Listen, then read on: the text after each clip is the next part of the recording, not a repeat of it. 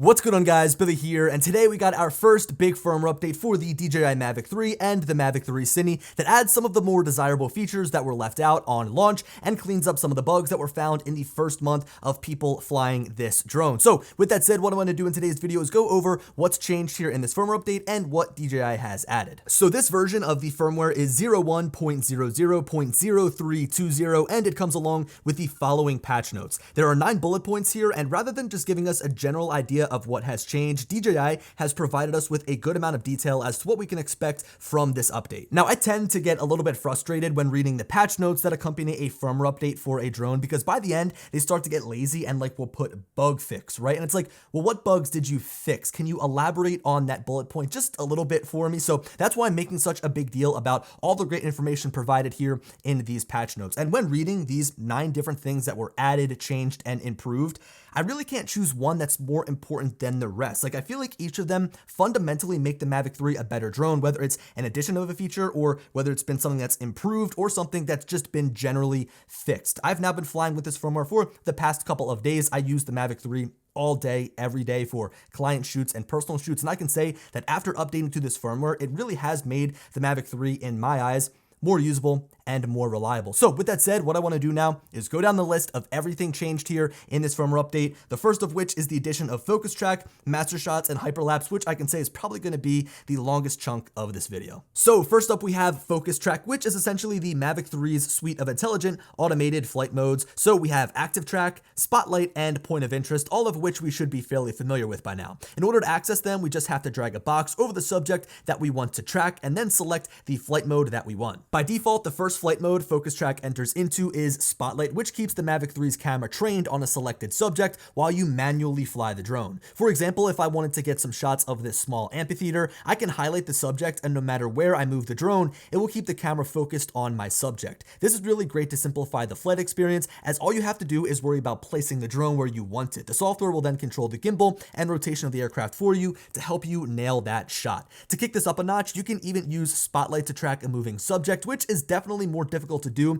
than shooting, say, a building that is stationary. You'll notice that as I follow this moving car, the camera is locked on the subject, so all I have to do is fly around and position the drone while the software does the hard work for me. Now, moving on to Point of Interest, this, like Spotlight, is largely unchanged, as you can select your subject and then the direction and speed that your Mavic 3 will orbit that point. If you've been flying drones now for a while, you might remember the days where in order to use Point of Interest, you'd first have to fly directly over what you wanted to orbit and then back the drone away to rotate around that set GPS point. But in recent drone releases from DJI, we've got the ability to just select our point through the camera, which greatly speeds up the process. It is worth noting that when in this Point of Interest flight mode, you've got full control of your drone to change your distance from the subject, your altitude, and the pitch of the gimbal. As you make these changes, the drone will continue to orbit around the set subject in the direction that you've set. Now, the Spotlight and Point of Interest flight modes are basically identical to what we've seen in previous drones from DJI, like say the Air 2S. I mean, they basically function the same exact way, but the only difference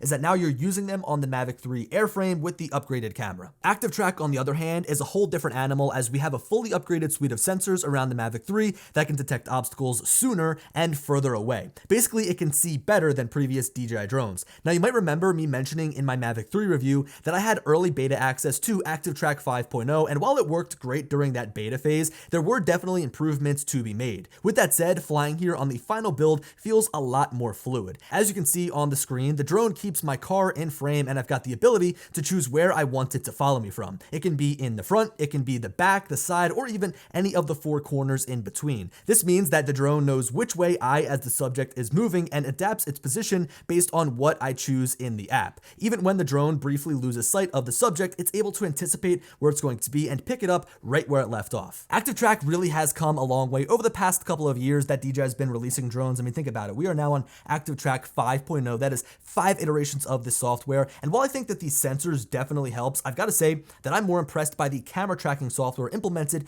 in FocusTrack in general. So between ActiveTrack, Spotlight, and point of interest. I mean, think about it. When you select a subject, the drone knows where that subject is, it doesn't lose it, and no matter how far you fly away within reason, it doesn't lose the subject. I mean, I've been able to be hundreds of feet away from the car that I'm tracking, from the subject I'm tracking, and it knows exactly where to point the camera. It really is impressive. Now, I know that there's probably going to be some people out there that want more information about these intelligent flight modes. Don't worry, over the next couple of days, I will be uploading more in-depth tutorial-like content, but today is just like a firmware update video to show you what's new and what's changed. So we've got to move on. So the second added feature that's been listed here after the FocusTrack suite of flight modes is the Mastershots shooting mode. You may be familiar with this as it was first introduced with the Air 2S. To get things started with Mastershots, you can enter the shooting mode by selecting the camera settings icon just above the shutter and record button. From here, you'll want to select your subject, which then gives you the ability to choose the flight width, length, and height. As you change these parameters, you'll see that the estimated flight zone on the map in the bottom left corner adjusts accordingly, which is a pretty cool touch. Now for this example, I'll be having the drone capture shots around a building, which is how I've been primarily using Mastershots to help simplify my shooting process for real estate videos.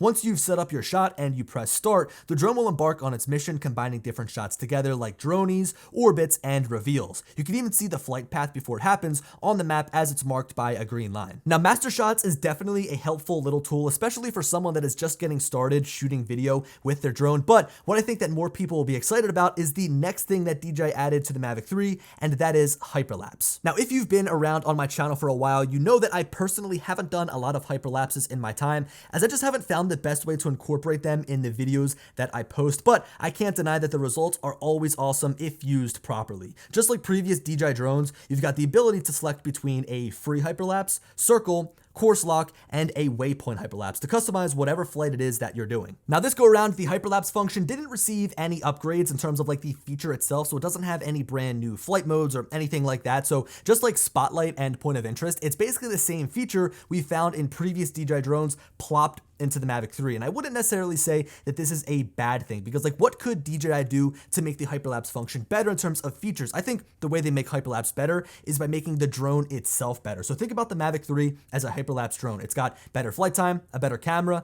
better transmission system, and it flies straighter. It flies more precisely. So with all of that, because you now can fly longer, you can get better images, you can fly further away with the better transmission, and you can fly smoother, you then get a better looking hyperlapse. Now again, I never really got into capturing hyperlapses. It's just never been my thing. So typically I lean on the expertise of my buddies Brett and Cody that I fly with here in Philly. They love taking hyperlapses. I swear when I'm flying with them, they're just looking at the remote as the drone does and flies around and takes the hyperlapses. Again, it's not my thing, but I know that they were super pumped when the Mavic 3 came out because of its improved camera, the larger sensor to capture sharper, better images, and also the fact that it now can fly for longer. They were just brainstorming right there as soon as I told them about it, about how long of a hyperlapse they could take all the way around the city of Philadelphia and this and that. So I'm really excited to see what they can do with this hyperlapse function moving forward. If you guys want to check out their Instagrams, I'll leave a link down in the description below, because they're going to be able to do some cool things with this new hyperlapse function in the Mavic 3. Now, FocusTrack, Mastershots, and Hyperlapse are all really great features. They're welcome additions here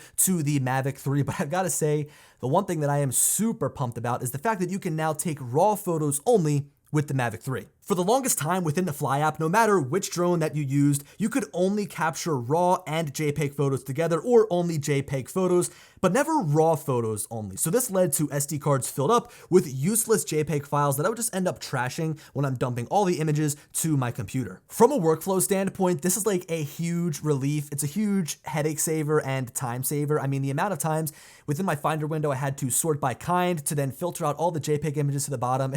It's just been a rough couple of months having to use the Mavic 3 and shooting JPEG and RAW photos at the same time. It never made sense, but nonetheless, it's here. We can now take RAW photos only, and I can now be at peace and not have to deal with those JPEG photos. So that's a great upgrade, a great feature to add in my opinion. And it kind of takes the Fly app into a more professional direction. I know a lot of people have kind of bashed the Fly app because it's just kind of like the same app that the Mini uses and that the Air uses, and you want a more professional feel. But I feel like this is the first feature that DJI's added to make the Fly app feel more professional for their professional level drone. Now, on that same note, I wanted to mention something that sort of slipped under the radar with this update of the Fly Fly app. Now, under the control section of the menus, you can change the EXP settings to adjust the drone's sensitivity to your stick input, and you can make individual settings for each different flight mode. This is something that I personally have been waiting to see added to the Fly app for years now, and I'm happy that they finally made this change and made this addition into a drone like the Mavic 3 that really deserves a more professional feeling app. All right, so up until this point, we've only covered 2 of the 9 different bullet points listed here on the patch notes, but luckily the final 7 things that we have to cover here are fairly small. They're fairly self-explanatory. I mean,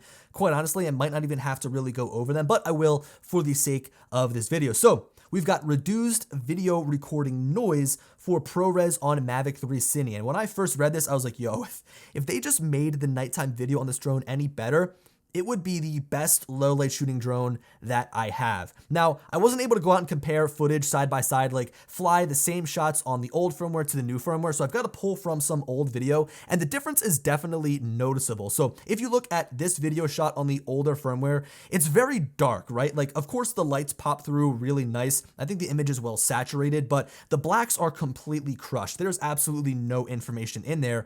But when we're shooting with the new firmware, it overall feels more bright. And if you do prefer that older look on the older firmware, you can easily just bring down the shadows and crush them so that the highlights really do pop a little bit more.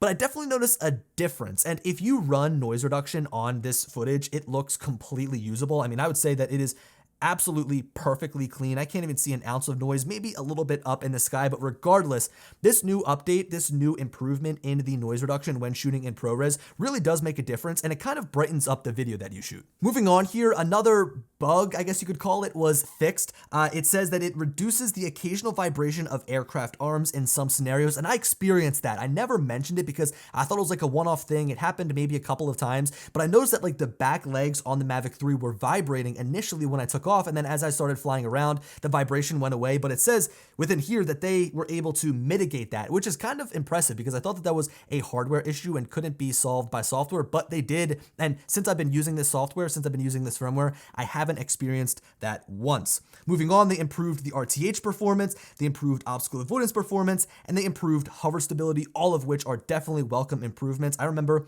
when I first got this drone on beta software, the RTH wasn't really working all that well, so the fact that they've improved it is good to know. Also, the obstacle avoidance performance, I mean, I've never had an issue with this drone in terms of using the obstacle avoidance. It always is able to see those different objects that I'm around, so it's great that they've improved that even further. And in terms of the hover stability, this already was one of the smoothest flying drones. I mean, if you look at a screen recording taken from my smart controller, when I'm just hovering there on a very windy night, it's able to keep the frame still as can be. I mean, it is barely moving at all, which is really great for shooting these nighttime photos so that you can drag the shutter even more. But what's great again is that they improve this hover stability, making it just better. Now, the final 2 bullet points that make up this patch notes are 2 fixes, one of which fixes the fact that some computers couldn't connect to the aircraft, to the Mavic 3 via like the USB, so you weren't able to dump footage off onto your PC. I know that my buddy Eddie experienced that, so good thing that they fixed that. I never experienced it with my Mac. And then also they fixed some bugs for the remote controller. That's a little bit vague. I wonder what bugs they were talking about. But nonetheless, that is our first very big firmware update here for the Mavic 3 and the Mavic 3 Cine. Definitely a welcome change with some bugs that were fixed, with some features that were added, and with some changes that were made. Let me know your thoughts on this firmware update when you go and finally download it. Let me know what you think of all the brand new features. I know that my hyperlapsers out there are going to love being able to use the extra flight time in this drone to get longer hyperlapses. Anyway, hope you enjoyed the video, and as always, I'll talk to you later. Peace.